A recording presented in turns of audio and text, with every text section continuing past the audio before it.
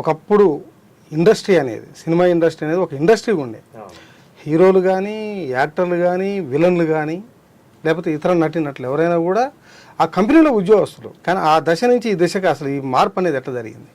అయితే ఆ ట్రాన్స్ఫర్మేషన్ అనేది మీరు చెప్పినట్టు ఎన్టీ రామారావు గారు, అక్కినేని నాగేశ్వరరావు గారు, ఎస్వి రంగారావు గారు, భానుమతి గారు, అంజలిదేవి గారు, అంత అంటే అప్పటి గొప్ప గొప్ప సూర్యకాంతం గారు, ఆ గొప్ప గొప్ప నటులంతా కూడా ఇప్పుడు నిర్మాత డిసైడ్ వాళ్ళందరినీ కూడా నిర్మాత పిక్ చేసి తీసుకునేవాడు.